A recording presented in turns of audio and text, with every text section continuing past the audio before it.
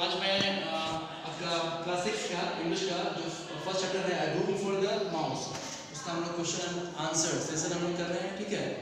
और आगे आपको मैंने कुछ क्वेश्चन के आंसर बताए भी थे, और इससे आगे हम लोग आज भी आगे क्वेश्चन आंसर लिखेंगे, ठीक है। तो आज आप लोग मेरे साथ बुक पर आ जाएंगे। तो पिछले वीडियो में हम लोग ने क्लास 3 तक what did he transform into a girl, ठीक है, यहाँ तक हम लोग कर चुके थे। तो आगे आज हम लोग देखेंगे क्वेश्चन 4 का आंसर। क्वेश्चन 4 है what was the reaction of the hermits wife when he brought the girl home. यानी कि हर्मिट की यानी कि जो ऋषि की जो पत्नी थी, है ना, उनका कैसा रिएक्शन था जब वो जो ऋषि था वो अपने घर उस लड़की को लेकर के घर गया, ठीक है। तो इसका आंसर होगा हर्मिट की जो वाइफ थी she was overjoyed to see the little girl. यानी कि हर्मिट की जो पत्नी थी उस छोटी सी गर्ल को देख करके वो बहुत ही खुश हुई। शी वॉज ओवरजॉयड, ठीक है। ओवरजॉयड का मतलब होता है बहुत खुश होना। चलिए क्वेश्चन नंबर 5 देखते हैं। What sort of husband did they want to find for her. इसका मतलब है कि जो ऋषि थे और उनकी वाइफ थी, ठीक है, वो अपनी बेटी के लिए, उस लड़की के लिए किस तरह का हस्बैंड ढूंढ रहे थे। तो इसका आंसर होगा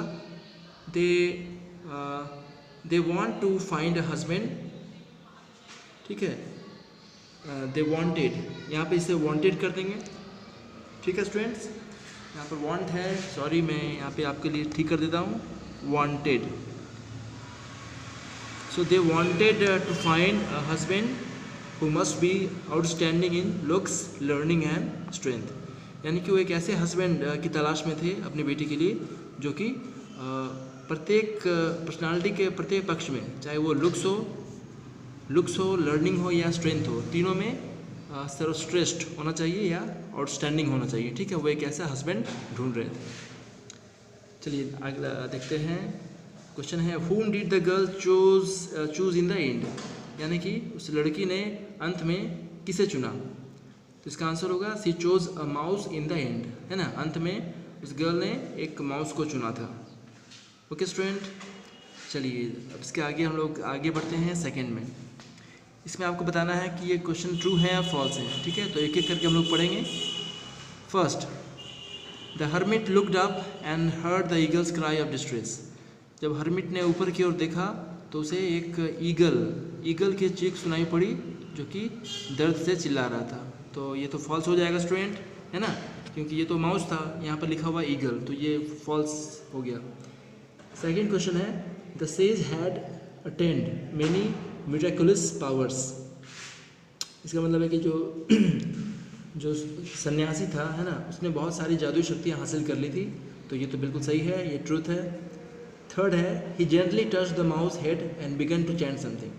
जो ऋषि थे, है ना, वो माउस के सर पर उन्होंने बहुत ही प्यार से हाथ रखा और वो कुछ मंत्र बुदबुदाने लगे। तो ये भी ट्रू है, ओके, ये भी ट्रू है। आगे देखते हैं। The hermits wife did not want a daughter. यानी कि जो ऋषि की जो पत्नी थी उन्हें कोई डॉटर नहीं चाहिए थी। तो ये बिल्कुल फॉल्स है, उन्हें डॉटर बिल्कुल चाहिए था, ठीक है। तो ये फॉल्स हो गया। नंबर 5 है the sun said that the cloud was weaker than him. सूरज ने ऐसा कहा था कि जो क्लाउड है वो वीकर देन, उससे कमज़ोर है, ठीक है। तो ये फॉल्स है ना। सन ने कहा था कि क्लाउड जो है उससे ज़्यादा स्ट्रॉन्ग है, जबकि इसमें उल्टी बात बताई गई है, ठीक है। तो ये भी फॉल्स हो गया।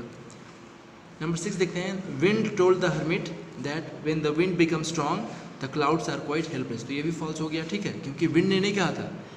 ये किसने कहा था? ये किसी और ने कहा था, ठीक है। विंड ने नहीं कहा था, इसलिए ये फॉल्स हो गया, ठीक है। और ये किसने कहा था आप अपनी बुक में ज़रूर देखिएगा, ठीक है, ताकि आपको चले। तो चलिए स्टूडेंट्स, आज के लिए इतना ही, ठीक है। अगले वीडियो में मैं आपको थिंक एंड आंसर में जो 2 क्वेश्चन दिए गए हैं हम लोग उसकी बात करेंगे। ओके स्टूडेंट, चलिए थैंक यू।